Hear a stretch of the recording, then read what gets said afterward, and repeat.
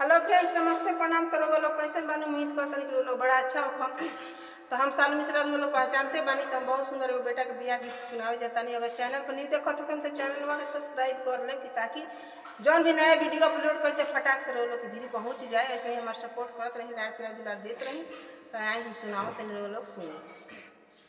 कवना नगरिया दुलरुआ सजे बारिया हो, कवना नगरिया दुलरुआ मरले निशान हो, कवना नगरिया दुलरुआ